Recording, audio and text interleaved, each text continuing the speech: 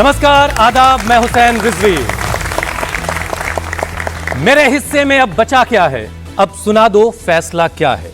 और फैसला सुना दिया गया। बिहार में महागठबंधन अगर चुनाव जीतता है, सरकार बनाता है, तो उसका मुख्यमंत्री कौन होगा? जवाब है तेजस्वी यादव। उप मुख्यमंत्री कौन होगा? मुकेश सहनी। डिप्टी कोई और भी हो सकता है, लेकिन अभी ऐलान नहीं हुआ है। मगर पटना की ज्वाइंट प्रेस कॉन्फ्रेंस के बाद इस ऐलान के साथ ही एक और सवाल बिहार की फजाओं में तैर रहा है। और वो सवाल ये है कि महागठबंधन का ये सवाल जो है वो महागठबंधन को तीर की तरह से चुभ रहा है, खासतौर से तेजस्वी यादव को। इसीलिए एक तस्वीर फजाओं में फिर तैरने लगी, जिसमें एक हेलीकॉप्टर के अंदर तेजस्वी यादव बैठे हैं, मुकेश सहनी हैं और कारी सुहैब भी बैठे हैं। मतलब ये कि अभी उम्मीदों का जहां आबाद है, आगे किसी मुस्लिम को डिप्टी बनाया जा सकता है, लेकिन जो मुकाबले में है वो हमलावर हैं। ओवैसी की पार्टी ने पूछ लिया कि 2% वाला उप मुख्यमंत्री और 13% वाला मुख्यमंत्री और करीब 17% वाला दरी बिछावन मंत्री रहेगा। तो एनडीए के खेमे से चिराग पासवान कह रहे हैं कि मुसलमान अगर बंधुआ वोट बैंक की तरह रहेगा तो उन्हें हिस्सेदारी आखिर कैसे मिलेगी। चिराग ने अपने पिता का जमाना भी याद किया और आरजेडी को याद भी दिलाया कि मेरे पिता रामविलास पासवान ने तो साल 2005 में अपनी पार्टी तक कुर्बान कर डाली थी, लेकिन उस वक्त भी आप यानी आरजेडी नहीं मानी और आज 2025 में भी मुस्लिम उप मुख्यमंत्री तक देने के लिए तैयार नहीं है। ऐसे ही और सवाल तेजस्वी से फुल ऑडियो में पूछे जा रहे हैं, लेकिन बड़ा सवाल तो यह है कि मुसलमानों का प्रतिनिधित्व क्यों कम हो रहा है? मुसलमानों को टिकट देने से आखिर परहेज क्यों किया जाता है? क्या आज के बिहार में कोई मुसलमान उप मुख्यमंत्री बन सकता है? क्या मुसलमानों की लॉयल्टी का यह इनाम है कि ना ठीक से टिकट ना डिप्टी? और सबसे बड़ा तो सवाल यह है कि मुसलमानों को राजनीतिक तौर पर कौन अछूत बना रहा है? इन्हीं सुलगते हुए सवालों के आज हम जवाब तलाशेंगे कुछ बहुत खास मेहमानों के साथ। तो सबसे पहले मेहमानों से आपकी मुलाकात करवाते हैं। स्वागत कीजिए प्रदीप भंडारी जी का, बीजेपी के प्रवक्ता। उनके ठीक बराबर में खड़े हैं मुमताज आलम रिजवी, राजनीतिक विश्लेषक हैं आप। प्रोफेसर अनवर पाशा आरजेडी की नुमाइंदगी करेंगे और मोहम्मद फैज खान साहब एमआरएम के कन्वीनर हैं आप। तो सबसे पहले पाशा साहब आपसे ही शुरुआत कर लेते हैं। प्रेस कॉन्फ्रेंस में ऐलान हो गया, तेजस्वी यादव मुख्यमंत्री होंगे, मुकेश सहनी उप मुख्यमंत्री होंगे। यहां तक तो सब कुछ ठीक था, लेकिन उस तस्वीर की जरूरत क्यों पड़ी जो तेजस्वी यादव ने बाकायदा एक्स पर पोस्ट की और उसके जरिए क्या डैमेज कंट्रोल किया गया? देखिए हुसैन साहब, हमारे लिए इलेक्शन ये सिर्फ हिंदू मुसलमान का मसला नहीं है। हमारे लिए इलेक्शन हिंदुस्तान के संविधान को बचाने का मसला है। हिंदुस्तान की जो एक तारीख रही है, रिवायत रही है, मुश्तरका तहजीब की, साझी संस्कृति की, उसको बचाने का हमारे लिए मसला है। आप ये कह सकते हैं कि मुसलमानों की नुमाइंदगी का जो सवाल है, जाहिर है कि बड़ा संजीदा मसला है। आपने बिल्कुल सही कहा कि सूरत हाल बहुत बेहतर सूरत हाल नज़र नहीं आ रही है। मैं आपको बताऊं कि ये आज़ादी के बाद पहला ऐसा पार्लियामेंट है हमारा, पहला ऐसा संसद है हमारा, पहली ऐसी सरकार है हमारी जिसमें एक मुसलमान नहीं है सरकार में, एक फेस नहीं है। वजीर कम से कम ज्यादा आप बिहार में तो दे ही सकते वजीर मैं बता रहा हूं, उस पर आ रहा हूं। वजीर छोड़िए, एक भी मिनिस्टर मुसलमान नहीं है इस वक्त सेंट्रल गवर्नमेंट में। ठीक बात। न तो बीजेपी में है कोई एक मुस्लिम फेस एमपी, न कोई जेडीयू में है और न कोई टीडीपी में है। ये अपने आप में बहुत कुछ कहता है। हमारे देश को किस राह पर ले जाने की कोशिश हो रही है, आप इसका अंदाजा लगा सकते हैं। हमने एक ऐसा संविधान बनाया था आज़ादी की लड़ाई में, वो हमारी सिर्फ आज़ादी की लड़ाई नहीं थी, वो लड़ाई इस देश को एक बेहतर मुस्तकबिल देने की लड़ाई थी, एक बेहतर भविष्य देने की लड़ाई थी, एक बेहतर सिस्टम, एक बेहतर निज़ाम, एक डेमोक्रेटिक सिस्टम, एक सेकुलर सिस्टम, एक सेकुलर निज़ाम देने की लड़ाई थी। दूसरी तरफ ऐसी कुव्वतें हैं जो ये कहती हैं कि इस मुल्क को सेकुलर नहीं होना चाहिए, इस मुल्क को सोशलिस्ट नहीं होना चाहिए, यानी सोशल जस्टिस की ज़रूरत इस मुल्क को नहीं है, इस मुल्क को सेकुलरिज्म की ज़रूरत नहीं है, और इन शब्दों को पार्लियामेंट इसमें संविधान से निकाल दिया जाना चाहिए। बार बार इसकी बात। दूसरी तरफ मतलब आप सीधे सीधे किसको कह रहे हैं? बीजेपी को कह रहे हैं? सबको पता है कि भारतीय जनता पार्टी को सेकुलरिज्म पसंद नहीं है और न सोशल जस्टिस पसंद। लेकिन अभी प्रधानमंत्री ने प्रचार की शुरुआत कर्पूरी ठाकुर की जमीन से की जाती है। जाहिर है उनकी मजबूरी है और ये दोहरा चरित्र है। एक तरफ तो आप ये कहते हैं कि सोशल जस्टिस की कोई जरूरत नहीं है देश को, यानी सोशलिज्म शब्द निकाल दो, सोशलिज्म का जो शब्द है, समाजवाद का जो शब्द है, हमारे संविधान में उसको निकाल देने की बातें करते हैं, और दूसरी तरफ वोट के लिए वो जाहिर है कि दोहरी जो एक नीति है, एक मुखौटा जो है, चलिए उनकी दोहरी छोड़ते वो प्रदीप से लेंगे उसका जवाब। आप सिर्फ 18 पर क्यों आकर के रुक गए? मैं आपकी तरफ आ रहा हूं।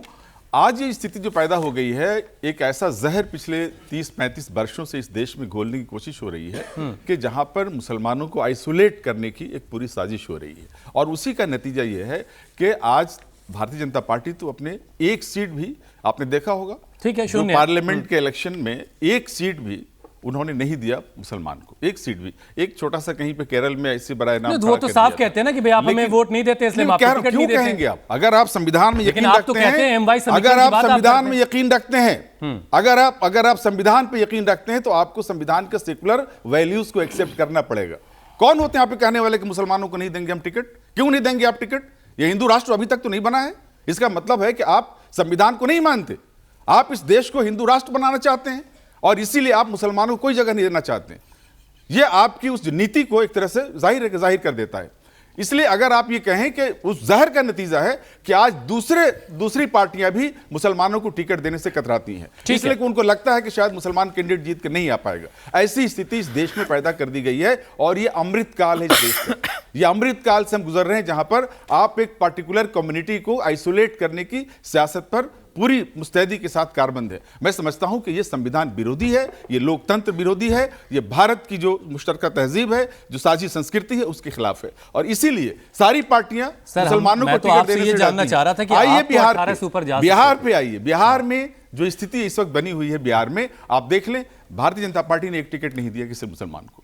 शहनवाज हुसैन जो उनके बड़े कदावर नेता कहलाते हैं, वो किस तरह से दूध की मक्खी की तरह निकाल करके फेंक दिए गए। बड़ी कोशिश की उन्होंने, पटना में बैठे रहे लगातार वो, लेकिन उनको साफ कह दिया गया कि कोई आपको टिकट नहीं दिया जा रहा है, आप जाइए घर बैठिए, आपकी जरूरत हमारी पार्टी को नहीं है। उसी तरह से आप देखेंगे कि जेडीयू है, जेडीयू ने सिर्फ 4 मुसलमानों को टिकट दिया है।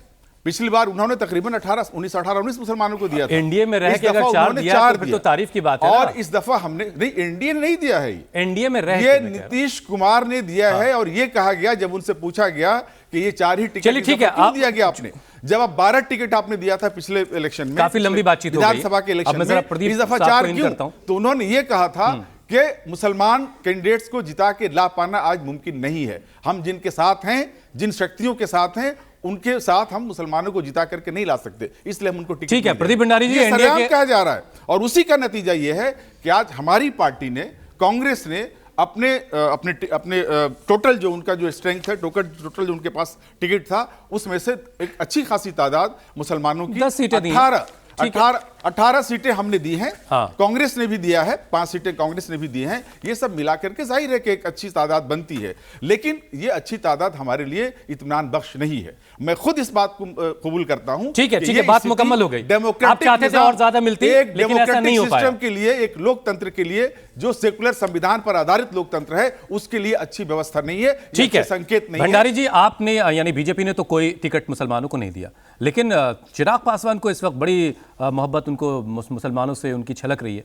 और ये याद दिला रहे हैं 2005 का ज़माना भी बाकायदा, वो कि भाई उस ज़माने में तो हमारे पिताजी ने बाकायदा सरकार तक कुर्बान कर दी थी।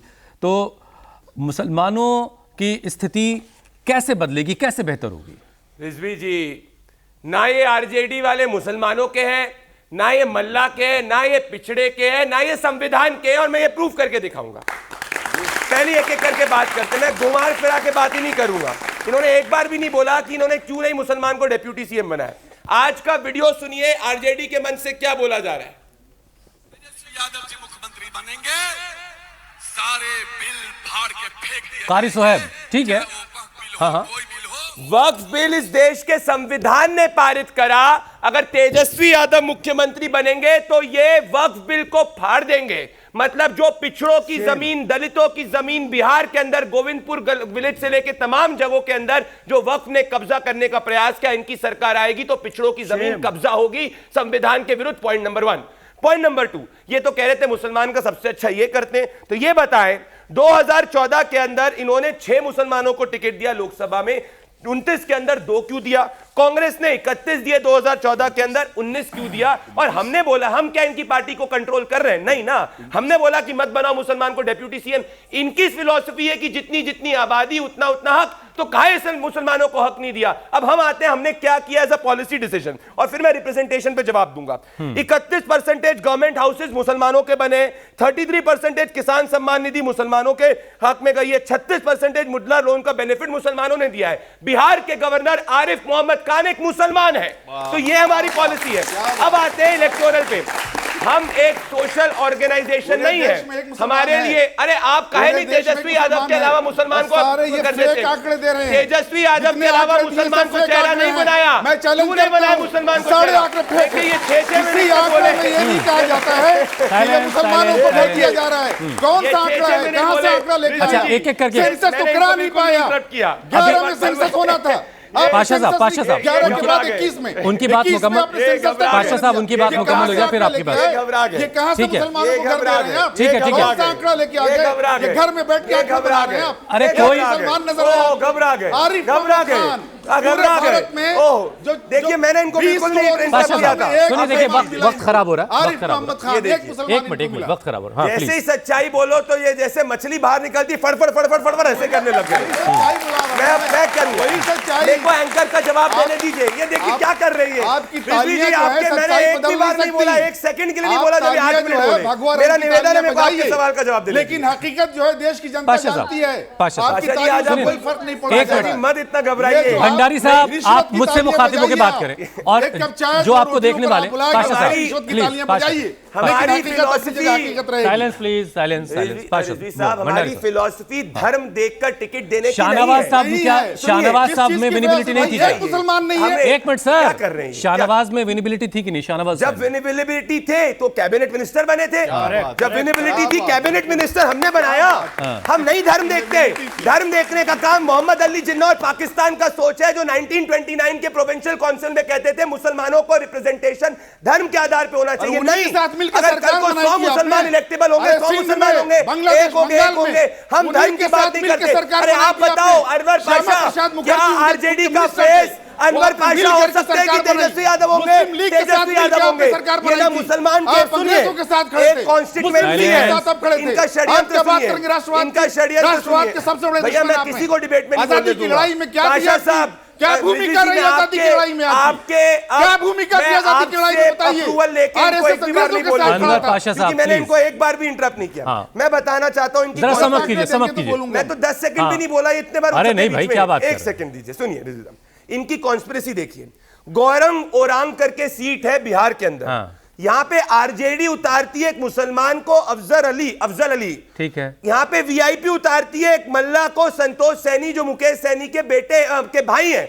बताइए, आपस में मुसलमान और मल्ला को लड़ाना चाहते हैं, जिससे ना मुसलमान जीते ना मल्ला जीते। ये इनकी सोच है जो तो आपको जिताने का काम करे तो अच्छी बात हुई आपके लिए। हम तो खुश हैं, हमें क्या फर्क पड़ता है, पर ये मुसलमान समाज को देखना चाहिए। सिर्फ वोट बैंक के रूप में मुसलमानों का इस्तेमाल करते हैं, सिर्फ और सिर्फ मल्ला का इस्तेमाल वोट बैंक के करते हैं। ना ये यादव के, ना ये एमबीसी के, ना ये ओबीसी के, ये सिर्फ लालू यादव परिवार के बेटे बेटी, चाचा चाची, काऊ ताई उनके, और किसी के नहीं है। ये सिर्फ अपने परिवार ठीक है। के। अनवर पाशा को फेस बनाओ आरजेडी का।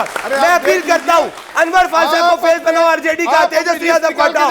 मैं कहना चाहता हूं, अगर दम है चलिए, ठीक है, आरजेडी ठीक है, में, ठीक तो है। अनवर पाशा को फेस अब जरा- बनाओ।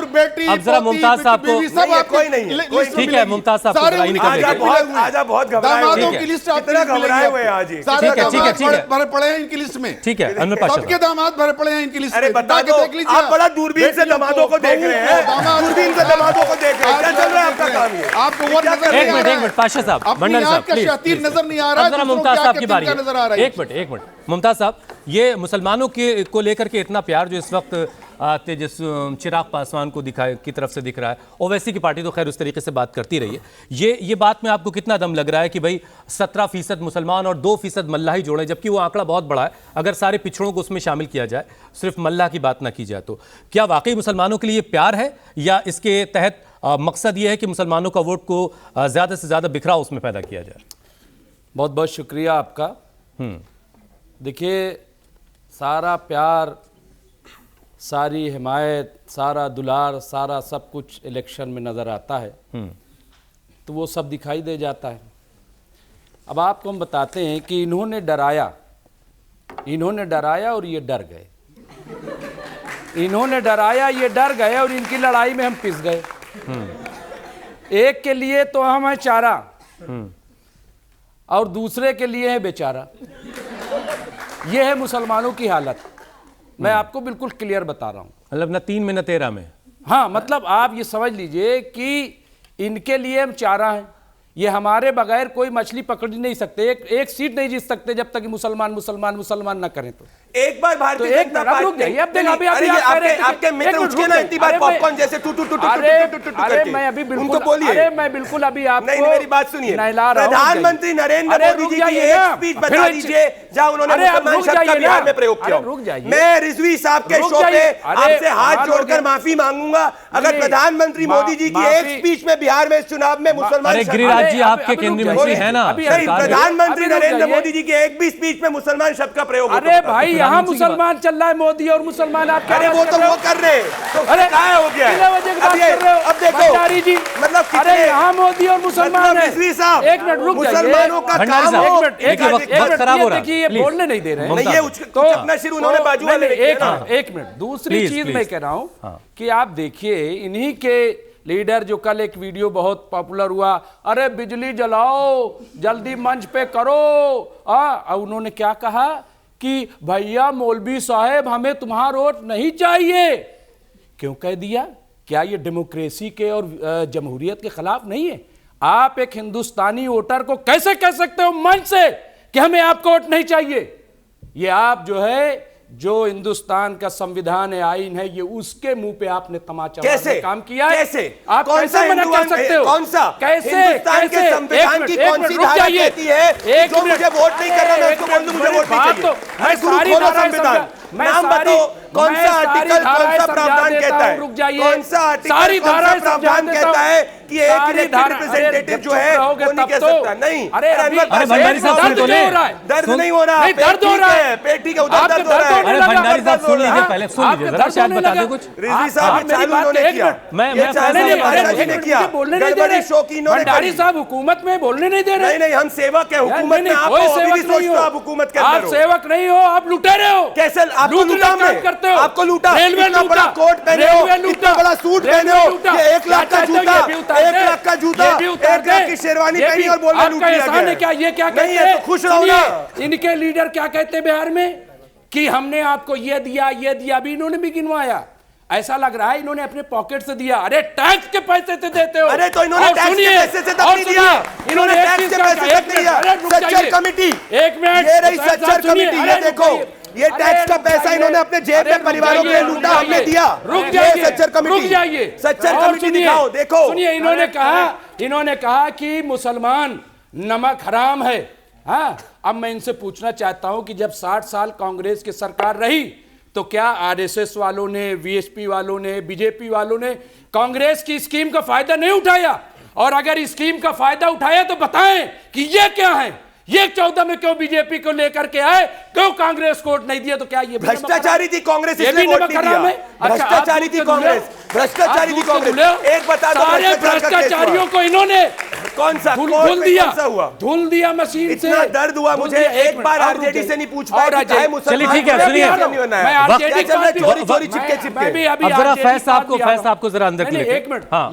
लेकिन मैं 30 सेकंड में आखिरी कंप्लीट कीजिए। हाँ। आखिरी में मैं सिर्फ ये कह रहा हूं, जैसा कि मैंने कहा कि ये भी अब जब वैसी साहब बोले, ठीक है, जब उन्होंने इनको जगाया तब ये जागे, तब एक तस्वीर जो है जल्दी से, अच्छा उसके ये तस्वीर क्यों आई आप जानते हैं? एक तस्वीर और सोशल मीडिया पर चल रही, एक टोपी वाला बेचारा जो है वो तो AI जनरेटेड है। नहीं ठीक है, हाँ, वो AI लेकिन generated। ये मैं है असली तस्वीर की बात कर रहा हूं। ठीक है, ठीक है, ठीक है। लेकिन मैं कह रहा हूं कि ये भी तब क्यों जागते हैं जब कोई जगाता है। यानी अगर वैसी साहब न जाते बिहार तो ये सोते रहते, मुसलमानों पे कोई तवज्जो नहीं। तो इनको तो खुद चाहिए ना, ये तो सेकुलरिज्म की बात करते हैं, तो डॉक्टर साहब पहुंच गए, पढ़े लिखे हैं, जेएनयू के प्रोफेसर हैं, तो कम से कम इनको भी तो चाहिए कि भैया आप बीजेपी के चक्कर में न पड़ो। ठीक है, ठीक है, बीजेपी ठीक है। का तो है जो एजेंडा है, आप अपने एजेंडे पे चलिए और मुसलमानों का जो हक है वो उसे दीजिए। ठीक है। आप उसमें कि वो जाकर के पोलराइज कर लेंगे, वो जो है हिंदुओं को इकट्ठा कर लेंगे, इसलिए मुसलमानों को चिमटे से भी न छुओ, इससे काम चलने ठीक वाला है नहीं। फैज साहब, 17% आबादी के साथ मुसलमानों का डिप्टी सीएम बिहार में होना चाहिए कि नहीं होना चाहिए, क्या लगता है? बेशक होना चाहिए, क्योंकि बात तो ओवैसी साहब ने जो कही है, एक अच्छा विषय उठाया है कि 13 वाला मुख्यमंत्री है और 2.6 वाला उप मुख्यमंत्री है और 17.7 वाले को खतरा है। तो उसको भी कुछ ना कुछ प्रतिनिधित्व जरूर मिलना चाहिए और अच्छा प्रतिनिधित्व मिलना चाहिए। भाई प्रतिनिधित्व क्यों नहीं दिया जा रहा है? देखो एक बात स्पष्ट 16% वाला केंद्र मंत्री नहीं। एक बात स्पष्ट है, हाँ ये देखो तो बता चुके 16% बादशाह वाला साहब अभी। केंद्र मंत्री यार, नहीं। जरा बात बोल सुन लो, बात सुन लो। जब वही कह रहे हैं, जब आदरणीय मनमोहन सिंह जी ने प्रधानमंत्री पद की शपथ ली थी तो संघ और भाजपा की विचारधारा ने डॉक्टर एपीजे अब्दुल कलाम साहब को राष्ट्रपति बनाया था। उन्होंने शपथ दिलाई थी डॉक्टर मनमोहन सिंह को। और सुनिएगा, बिहार में जब मुख्यमंत्री जो भी घोषित होंगे, नीतीश कुमार जी होंगे, संभावना पूरी है हमें उनको भी हाँ, शपथ महाराष्ट्र में भी आरिफ ऐसे ही मोहम्मद आपने खान किया था। साहब दिलाएंगे। महाराष्ट्र में कैसे डॉक्टर निकाल के एपीजे भेज- अब्दुल कलाम भी एक मुस्लिम थे वही नीतीश का और होने जा रहा बिहार है। में जो डॉक्टर आरिफ महाराष्ट्र में मोहम्मद हुआ खान है, साहब भी एक वही मुस्लिम बिहार हैं में होगा, और ये लेकिन दोनों वो प्रधानमंत्री एक और मिनट, राष्ट्रपति मुमताज। को शपथ दिलाने वाले लोग हैं। तो इस बात को आपको समझना चाहिए। अब अरे मैं वो तो बताऊं। ठीक है, लेकिन मैं तो चाह रहा था कि हमारे भंडारी साहब आप फैज साहब को ही भेज देते। मैं बता रहा हूं, मैं बता एक संवैधानिक प्रावधान है। ये राष्ट्रपति बनाने वाली कौन सी विचारधारा थी? आरएसएस की विचारधारा थी। ये राज्यपाल बनाने वाली कौन सी विचारधारा थी? और उन्होंने शुरुआत की, मैं गंगा जमुनी तहजीब के लिए कहता हूं, हिंदू मुसलमान नहीं पूछता, फिर पूछता संसद में मुसलमान क्यों नहीं है, फिर पूछता विधानसभा में मुसलमान क्यों नहीं है, हिंदू क्यों है, भगवा की विचारधारा है, क्यों भगवा की विचारधारा से नफरत करते हो? तिरंगे में सबसे ऊपर भगवा होता है, गुलामी से बाहर रहना चाहते हैं। ये गुलामी छोड़िए, क्या बात कर रहे हैं आपसे भाई? महाराणा प्रताप आप भगवा है, ये कह रहे हैं भगवा क्यों है? हिंदू की विचारधारा है।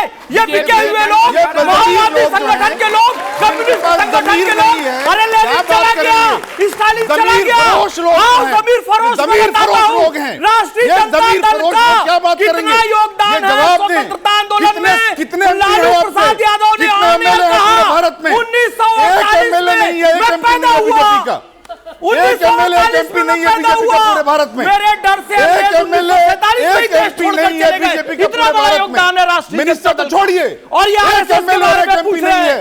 ऐसे लोग क्या बात करेंगे? आज छूट नहीं बनाया, दलाल जो है, धनिया मिर्ची जमीन बनाया, फरोश लोग क्या बात यानी कि करेंगे? मुसलमान को फ्री में धनिया मिर्ची की तरह ले ले। आलू पैसे से लिया, टमाटर पैसे से लिया, मुसलमान धनिया मिर्ची फ्री में दे दो, इनका वोट तो मिल जाएगा। छूट नहीं है, धनिया मिर्ची बनाया, बनाइए। देखो भैया, ये पता है जेएनयू से आते हैं, बहुत से तुम की विचारधारा खत्म हो गई, स्टालिन की विचारधारा खत्म हो गई, लेनिन की विचारधारा खत्म हो गई, तुम्हारा चारू मजूमदार भी खत्म हो गया। अब कम्युनिस्ट की विचारधारा नहीं चलेगी, अब लोकतंत्र की चलेगी, नहीं चलेगा, विचारधारा नहीं चलेगी। अरे तर्कों पे जमीर फरोश क्या बात करेगा? तथ्यों पे और तर्कों पे एक बात जमीर करो। फरोश को मुसलमानों के लिए बात जाहिल करने है, जेएनयू में बहुत इंटेलेक्चुअल हुए हैं, ये जेएनयू के जाहिल हैं, ऐसे एजेंट, ऐसे जमीर फरोश लोग, अच्छा क्या जमीर फरोश लोग लाकर क्या प्लीज, बोलना नहीं दे रहे हैं। एक मिनट इन जमीर फरोशों के बीच बता दिया आपने आके मुझे। मुसलमानों को ऐसे जमीर फरोशों से क्या बात की जा सकती है? मुसलमान दरी उठाएगा। ये जमीर अरे फरोश भाई, क्या एक बात मिनट, करेगा? एक मिनट, अरे मुसलमान आप तो भारत इस्तेंजा के करा रहे विकास हो। के लिए काम नहीं करेगा। आप टॉयलेट में पानी भर रहे हो जाकर के। जिंदाबाद बोलो। टॉयलेट में पानी पहुंचाते हो तुम लोग। जिंदाबाद बोलेगा। टॉयलेट में पानी पहुंचाते हो। आरएसएस के टॉयलेट में पानी भरने वाले लोग करेगा। तुम लोग बात करो मुसलमानों की। मुसलमान विरोध करेगा इस अरे फैसला हो गया। सड़कों पर आएगा, मुसलमान जेल में जाएगा। ये राज करेंगे लालू भैया। ठहर जाइए, ठहर जाइए, ठहर जाइए, ठहर अरे इतना जाइए, न बहुत आगे चिल्लाओ निकल जाएंगे आप। अरे आप मत चिल्लाओ यार। चलिए, देखिए, वक्त बहुत कम रह गया। हर किसी के बीच में बोलना है। आप कोई फायदा नहीं आप चिल्लाने। एक मिनट आप कोई नहीं बोल पाएगा, देख लेना। 5 मिनट मुझे मौका मिला, 3 से 4 मिनट बीच में ये बोलते रहे। अब डिबेट कीजिए आप। ठीक है, ठीक है, ठीक है भैया, आप में से किसी के पास सवाल हो तो हम, हाँ अच्छा प्लीज लीजिए, नाम बताइए जल्दी से। जी, रंजीता सिंह फलक बोल रही हूँ, बिहार से हूँ और मेरा जन्म भी बिहार में ही हुआ है। जिस आरजेडी की बात आप कर रहे हैं, हाँ नहीं, मैं सवाल पे सीधे सीधे आ रही हूँ कि आपने कहा कि आरजेडी जो है सेकुलरिज्म चाहती है, समाजवाद चाहती है। समाजवाद चाहती है कि परिवारवाद चाहती है? लालू जी जब गए तो राबड़ी देवी को ही मुख्यमंत्री क्यों बनाया? क्या पूरे आरजेडी में और कोई कार्यकर्ता नहीं था जिसे लिया जा सकता था? अभी भी पूरा का पूरा जो भी उनकी पार्टी चल रही है परिवार, उसके बाद आते हैं। अरे परिवारवादी लोग हैं और क्या करेंगे? प्रशांत कुमार, मेरा सवाल आरजेडी से है, जो एआईएम पार्टी जिसकी वजह से आप 2020 का विधानसभा चुनाव हारे, लगभग 10 सीटें हारे सर आप। तो क्या सर एआईएम के नेता इस बार खुला आपको ऑफर दे रहे थे पटना में आके गठबंधन के लिए? आप अपने पैर पे खुद कुल्हाड़ी क्यों? ठीक है, दोनों सवाल सर आप ही से। एक तो ये कि एआईएमआईएम को शामिल क्यों नहीं किया, दूसरा ये कि परिवारवादी पार्टी। मैं आपसे ये सवाल करता हूं, ये आपसे जवाब, ये आपसे पूछता हूं सवाल करके कि पहली चीफ मिनिस्टर बिहार की श्रीमती राबड़ी देवी बनी। अरे काहे वो बनी थी? आप इससे खुश हैं या नहीं? एक मिनट, अब नहीं, ये बनी थी। क्या आप में से कोई गर्व हमें प्राप्त है। आरजेडी के अंदर कभी गर्व प्राप्त नहीं है, परिवारवाद है, शर्म से डूब मरना चाहिए, योग्य व्यक्ति को बनाना चाहिए। चीफ मिनिस्टर, पहली महिला चीफ मिनिस्टर बिहार को आरजेडी ने दिया। आप क्या खुश नहीं है? बिहार को पहला चीफ मिनिस्टर आरजेडी ने दिया। ऑडियंस से बिहार को पहला महिला चीफ मिनिस्टर आरजेडी ने दिया। आप इससे खुश नहीं है? आप एक महिला है। अरे बिल्कुल खुश नहीं है। आप परिवारवाद चलाओगे, उससे कौन खुश होगा? योग्य महिला को बनाते, किसी लालू जी की पत्नी है तो बना दिया। और मेरे दूसरे भाई ने सवाल किया, दूसरा सवाल जो था एमआईएम के हवाले से, एमआईएम को क्यों नहीं शामिल किया आप लोगों ने? भाई एमआईएम की जो राजनीति है वो एक पर्टिकुलर समुदाय की राजनीति, इनकी काहे की राजनीति है? एक इनकी परिवार की राजनीति है, किसी समाज की राजनीति। बीजेपी की बी टीम की राजनीति करते हैं, बीजेपी की बी टीम की राजनीति करते हैं, इसलिए उनकी जगह पूरा परिवार बिजनेस में लगा है, आरएसएस बीजेपी के साथ है। एमआईएम का परिवारों के सपोर्ट अभी सारे डिबेट में बैठे और इसीलिए बीजेपी की मीटिंग हो गई। आप देखिए ऐसी करेंगे थोड़ी जोड़ेंगे तो बिजनेस क्या जिसकी 50,000 जेएनयू बदनाम है, 50,000 लोगों के कारण बदनाम है, चल रहा है, ये हालत सारी यहाँ पर दिख रहा है। ये है परिवारवाद। अरे सोचो, अरे चुप रहिए, इस्तेमाल खुल करा जाएगी। सच्चर कमेटी कहती है सबसे कम गवर्नमेंट सर्विस चलिए एक सवाल जरा, के समय थे सबसे ज्यादा। एक सवाल और ले लेते हैं, जल्दी से नाम और सवाल। सर मेरा नाम आम्या है। मेरा सवाल आरजेडी से है कि जैसे तेजस्वी यादव जी ने कहा था कि हम हर घर गवर्नमेंट जॉब देंगे, तो ये क्या ये सिर्फ सपने हैं या हकीकत में भी होगा? ठीक है, कैसे होगा भाई बताइए। आपने बहुत सही सवाल किया। हमारे मुद्दे जो है वो रोजगार और नौकरी हैं। शाहबुद्दीन के बेटे को टिकट दिए, गुंडागर्दी करवाई। जवाब देने दीजिए। बेटियां उस समय स्कूल नहीं जा पाती थी जब लालू प्रसाद यादव मुख्यमंत्री अरे आपके बाप गए थे स्कूल। आज जो 40-50 साल की महिलाएं, पूछिए उनसे क्या बात करते हैं? ये ओसामा बेटियों को स्कूल जाने देगा? नौकरी के रोजगार की बात करोगे? नौकरी विरोधी लोग हैं, जिंदा जला देता, रोजगार विरोधी लोग हैं, नौकरी विरोधी लोग हैं, नौकरी देना नहीं चाहते, जिनका एजेंडा हिंदू मुस्लिम है, जिनका एजेंडा मस्जिद मंदिर है। हमारा एजेंडा रोजगार है, हमारा रोजगार नौकरी है। हम इसी पर बात कर रहे हैं। ये लोग मुस्लिम मुस्लिम करते रहेंगे, हिंदू मुस्लिम करते रहोगे, लेकिन तुम रोजगार की बात नहीं करोगे। रोजगार की बात नहीं करोगे तुम। हम रोजगार की बात कर रहे हैं, हमारा एजेंडा रोजगार है और हम देंगे। तुम हिंदू मुस्लिम फैलाते रहो, ठीक है, मुझे शो ऑफ ऐसे ही खत्म करना पड़ेगा। हम रोजगार देंगे, रोजगार की बात करेंगे, हमारा एजेंडा रोजगार है। हम बात करेंगे। चलिए बहुत बहुत शुक्रिया। आपको बोल रहा हूँ, मैं उम्मीद करता हूँ कि आने वाले वक्त में जब हम बात करेंगे, जेएनयू के जाहिल, चुप, गलीज आदमी, गंदे आदमी, देशद्रोही, चुप। माओवाद के समर्थक लोग, ये लोग बताते हैं आरएसएस का कि बंदूक की नैली से सत्ता निकलती है। तुम्हारा बाप चारू मजूमदार मर गया, तुम्हारा बाप मर गया, तुम्हारा बाप स्टालिन मर गया, तुम्हारा बाप लेनिन मर गया। चलिए बहुत शुक्रिया। अरे लालू फैज साहब हो गया, मुझे शो वाइंड अप करना है। खत्म हो चुके हो, खत्म हो। चलिए इस प्रोग्राम को अगर आप और बेहतर बनाना चाहते हैं तो अपने सुझाव आप मुझ तक पहुंचा सकते हैं mail@indiatvnews.com के जरिए, और आप मुझसे सीधे भी जुड़ सकते हैं @DHusain के जरिए। बहरहाल सियासत को समझने वाले ये कहते हैं कि मुसलमानों का घटता हुआ प्रतिनिधित्व भारतीय लोकतंत्र के लिए अच्छा नहीं है और इस सवाल पर गंभीरता से चिंतन किए जाने की जरूरत है। लेकिन फौरन ही खुद ही जवाब भी वो लोग दे देते हैं कि 80 बनाम 20 की राजनीति के दौर में हिंदू मुस्लिम वाली स्ट्रेटेजी ने कमाल के नतीजे दिए हैं। टेस्टेड और प्रूवन स्ट्रेटेजी है ये, और इसीलिए ये रास्ता सबसे आसान दिखाई देता है। एक धड़ा चाहता है कि ज्यादा से ज्यादा मुसलमानों के वोटों में बिखराव हो ताकि उनकी पटना तक पहुंचना आसान हो जाए, और दूसरे धड़े के लिए मुस्लिम वोटों को एकजुट रखना बहुत जरूरी है और इसीलिए मुसलमानों की हिस्सेदारी के सवाल को ज्यादा हवा दी जा रही है। उस घर के लोग भी मुसलमानों के हक की बात कर रहे हैं जहां मुसलमानों को एक टिकट के लायक भी नहीं समझा गया। इसीलिए लोग कहते हैं मुसलमानों के लिए उमड़ता हुआ ये प्यार कुछ और ही है। इधर कुछ और कहती है, उधर कुछ और कहती है। ये दुनिया चाहती कुछ है मगर कुछ और कहती है। बहुत बहुत शुक्रिया।